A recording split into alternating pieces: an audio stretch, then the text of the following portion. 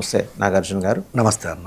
అలాగే ఇంకా రెండోది కీలకమైన అంశం, సురేంద్ర నాయుడు గారు కూడా జాయిన్ అయ్యారు, టీడీపీ అధికార ప్రతినిధి. ఇంకో రెండో కీలకమైన అంశం, నిన్న జగన్మోహన్ రెడ్డి గారు ట్వీట్ చేశారు, వైసీపీ ఫేస్బుక్ పేజీ ఇండియాలో యాక్సెసిబుల్ కాకుండా చేశారట. దాని మీద ఆయన అమిత్ షాకి, తర్వాత అశ్విని వైష్ణవికి వీళ్ళందరినీ ట్యాగ్ చేస్తూ ట్వీట్ చేశారు. ఇది ప్రజల గొంతుగా నొక్కేస్తున్నారని చెప్పేసి. వాళ్ళు నొక్కినప్పుడు మరి ఆ విషయం మర్చిపోయి ఉంటారేమో బహుశా. ఈ అంశాలకు సంబంధించి బిగ్ డిబేట్లో ముందరే అనుకున్నా మనతో జాయిన్ అయ్యారు అందరూ కూడా గెస్టులు. కృష్ణాంజనేయులు గారు టు స్టార్ట్ విత్, ఎందుకంటే ఇది ఒక డిఫరెంట్ ఇండికేషను, డిఫరెంట్ సిగ్నల్ కనిపిస్తుంది. రణదీప్ సుర్జేవాలా మాట్లాడుతున్నాడా, లేకపోతే నేరుగా రాహుల్ గాంధీని జగన్మోహన్ రెడ్డితో మాట్లాడా? వాసుదేవన్ గారు నమస్తే. ప్యానల్ మెంబర్స్ అందరికి నమస్కారము. ఈ రోజున కేంద్రం జాతీయ రాజకీయాల్లో యువత, నిరుద్యోగులు బీజేపీకి, ఎన్డీఏకి వ్యతిరేకంగా గొంతు విప్పుతున్నటువంటి పరిస్థితి ఉంది. ఈ నేపథ్యంలోనే విద్యార్థులకు సంబంధించినటువంటి సమస్యల మీద ఈ నెల 17వ తేదీ నుంచి వచ్చే నెల 10వ తేదీ వరకు వరుసగా కొన్ని ధర్నాలకు కూడా ర్యాలీలకు పిలిపించారు రాహుల్ గాంధీ. ఆ విధంగా ఎన్డీఏని ఈ యువతరము, అదేవిధంగా నిరుద్యోగులు, విద్యార్థులు అంటే కొత్త ఓటర్లు, జెన్జీ, దీన్ని ఆయుధంగా పెట్టుకొని ఎన్డీఏని ఓడించవచ్చు, బీజేపీని ఓడించవచ్చు అనేటువంటి ఒక ధైర్యం కాంగ్రెస్ కి వచ్చింది.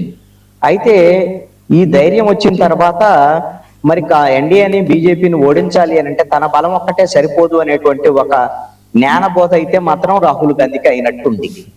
మరి అయితే కాంగ్రెస్ బలం సరిపోదు అనుకునేటువంటి పరిస్థితుల్లో మిత్రులను కలుపుకోవటం అనేటువంటిది ఒక పద్ధతి. అంటే ఇండియా కూటమిలో ఉండేటువంటి మిత్రులు అలా ఇండియా కూటమిలోకి రావటం, పోవటం, ఇలాంటివన్నీ కూడా దోబూచులాట్లో ఈ జరుగుతూ ఉన్నాయి కదా. వీటిలోనే పాత మిత్రులు మళ్ళీ కలుపుకునేటువంటి ప్రయత్నం చేయండి. దీంతో పాటుగా కాంగ్రెస్ నుంచి విడిపోయినటువంటి కొన్ని పార్టీలు, చాలా పార్టీలు ఉన్నాయి అన్ని రాష్ట్రాలు, దాదాపుగా ఎక్కువ పార్టీలు కాంగ్రెస్ ఆరిజిన్ నుంచి అక్కడ నుంచి విడిపోయినటువంటి. కాబట్టి వాళ్ళని తిరిగి కాంగ్రెస్ లోకి ఏమన్నా తీసుకోగలిగితే, కలుపుకోగలిగితే, లేకపోతే వాళ్ళతో ఏమైనా జట్టు కట్టగలిగితే ఉపయోగం ఉంటుంది అనేటువంటి ఒక ఆలోచన బహుశా రాహుల్ గాంధీకి వచ్చినట్టుంది. అయితే అది పశ్చిమ బెంగాల్ నుంచే మొదలైనట్టుంది. పశ్చిమ బెంగాల్ మొన్న ఎన్నికల్లో ఓడిపోయిన తర్వాత మమతా బెనర్జీ బీజేపీ యొక్క దాడిని తట్టుకోలేనటువంటి పరిస్థితుల్లో, మరి పార్టీ నడపలేనటువంటి పరిస్థితుల్లో ఉంది అనేటువంటి ఒక చర్చ జరుగుతుంది. నాకైతే నేనేమో అలా అనుకోవటం లేదు. ఎందుకు అనంటే ఒక 2 దశాబ్దాల పాటు పవర్ పాలిటిక్స్ లో ఉన్నటువంటి మమతా బెనర్జీ ఇప్పుడు ఏకంగా ఒక్కసారి ఓడిపోయిన తర్వాత ఆ పార్టీ నడపలేనటువంటి పరిస్థితికి వస్తుందా అని నేను అనుకోవటంలా. అంత బలహీనమైనటువంటి నాయకత్వం కాదు మమతా బెనర్జీది. ఇండియా కూటమికి సంబంధించినటువంటి విషయంలో గతంలో దోబూచులు ఆడారు ఆవిడ. ఇండియా కూటమికి వ్యతిరేకంగా మాట్లాడినటువంటి సందర్భాలు ఉన్నాయి. ఇవన్నీ కూడా నాయకత్వం మీద. ఇప్పుడు ఇండియా కూటమికి అనుకూలంగా మాట్లాడుతున్నారు ఓడిపోయిన తర్వాత. బహుశా ఇండియా కూటమిలో బలంగా ఆవిడ ఉండటానికి అవకాశాలు ఉండొచ్చు. అదేవిధంగా ఆమ్ ఆద్మీ పార్టీ కూడా గతంలో అనేకమైనటువంటి విమర్శలు రాహుల్ గాంధీ మీద, ఇండియా కూటమి చేసినటువంటి పరిస్థితులు, సమాజ్వాదీ పార్టీతోనూ ఇబ్బందులు ఉన్నాయి, అదేవిధంగా ఆర్జేడీతో ఇబ్బందులు ఉన్నాయి. ఇలాంటి వేళందరినీ సరిదిద్దుకునేటువంటి ప్రయత్నం రాహుల్ గాంధీ చేస్తున్నారు. ఒకవైపు ఇప్పుడు ఆంధ్రప్రదేశ్ లో జరుగుతున్నటువంటి చర్చ అయితే, ఇప్పుడు కాంగ్రెస్ నుంచి విడిపోయినటువంటి, అంటే కాంగ్రెస్ కి వ్యతిరేకంగా ఏర్పడినటువంటి ఆంధ్రప్రదేశ్ లో వైఎస్ఆర్ కాంగ్రెస్ పార్టీ, వైఎస్ఆర్ కాంగ్రెస్ పార్టీ ప్రథమ శత్రువు ఎవరు? కాంగ్రెస్ పార్టీ. కాంగ్రెస్ కి వ్యతిరేకంగానే ఏర్పడింది ఆ పార్టీ. కాంగ్రెస్ కేసులు పెట్టింది, జైలుకు పంపించింది తననే. జగన్మోహన్ రెడ్డి ఆ రోజున ఏకంగా తన పార్టీని పెట్టుకొని 2014 ప్రయత్నం చేసి 2019లో అధికారంలోకి వచ్చారు. ఇప్పుడు ప్రతిపక్షంలో ఉన్నారు. ప్రతిపక్ష హోదా లేకపోయినప్పటికీ కూడా 40% ఓట్లు ఉన్నటువంటి పరిస్థితి ఉంది. ఈ పరిస్థితుల్లో ఇప్పుడు ఆంధ్రప్రదేశ్ లో జగన్మోహన్ రెడ్డికి కాంగ్రెస్ తో విలీనం అయితే కాంగ్రెస్ పార్టీకి ఉపయోగపడేటువంటి అంశాలే, దాంట్లో ఎటువంటి సందేహం లేదు. కానీ జగన్మోహన్ రెడ్డికి కాంగ్రెస్ పార్టీ వల్ల వచ్చే ఉపయోగం ఏంటి?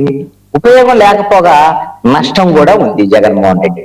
ఎందుకు అనంటే ఇప్పుడు కాంగ్రెస్ పార్టీ ఆంధ్రప్రదేశ్ లో బలంగా లేదు, వాళ్ళ ప్రభావం కూడా లేదు. ఏ విధంగా కూడా కాంగ్రెస్ ఉనికి ఉన్నటువంటి పరిస్థితులు కూడా ఆంధ్రప్రదేశ్ లో లేవు. పోనీ జాతీయ రాజకీయాల్లో ఏమన్నా బలంగా ఉన్నారా? వాళ్ళు అందరూ మిత్రుల కోసం ఎదురు చూసేటువంటి పరిస్థితులు ఉన్నాయి. ఒకవేళ అధికారంలోకి వస్తారు 2029 అంటే ఇంకా 3 సంవత్సరాలు సమయం ఉంది. ఇలాంటి పరిస్థితుల్లో కాంగ్రెస్ కి నేను అనుకూలంగా ఉన్నాను అనేటువంటి, లేకపోతే ఇండియా కూటమిలో చేరుతున్నానని ప్రకటన చేసిన అనేటువంటిదే అంటే కాంగ్రెస్ తో విలీనం అనేటువంటి ప్రయత్నం, అసలు అలాంటి ఆలోచన జగన్మోహన్ రెడ్డికి ఉంటుందని నేను అనుకోవటం లేదు. అసలు అంత అవసరం కూడా జగన్మోహన్ రెడ్డికి లేదు అని కూడా నేను అనుకుంటున్నాను. ఒకవేళ ఇండియా కూటమిలో చేరేటువంటి ప్రయత్నం కూడా జగన్మోహన్ రెడ్డి ఇప్పుడుగా చేస్తాడని నేను అనుకోవట్లా.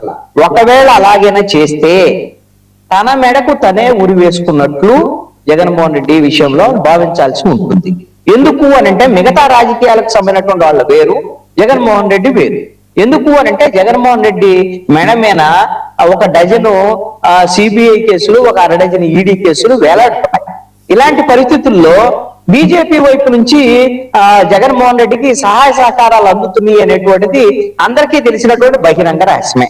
ఇప్పుడు వరకు అయితే నాకు తెలిసి తెలుగుదేశం పార్టీతో ఉన్నటువంటి సంబంధాల కన్నా కూడా వైఎస్ఆర్ కాంగ్రెస్ పార్టీకి బీజేపీకి ఉన్న సంబంధాలే బలమైనటువంటి సంబంధాలు. ఇంతవరకు నేను గ్యారంటీగా చెప్పగలను. మీరు కావాలంటే అనేకమైనటువంటి ఉదాహరణలు కూడా చెప్తాను.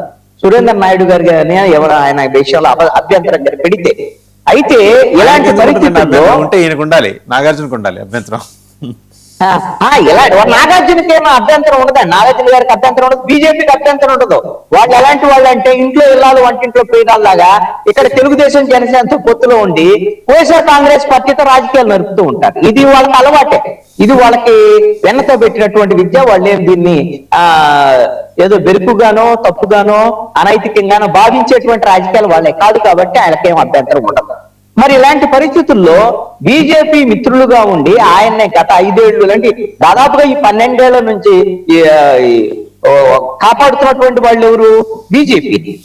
ఈ బీజేపీ వల్లే జగన్మోహన్ రెడ్డి జైలుకు పోకుండా ఉన్నటువంటి పరిస్థితులు ఉన్నాయి. రేపొద్దున ఆంధ్రప్రదేశ్ ప్రభుత్వమో లేకపోతే కేంద్ర ప్రభుత్వం కేసులు ఏదైనా పెడితే పెట్టొచ్చాము, అది వేరే విషయం. పాత కేసుల్లో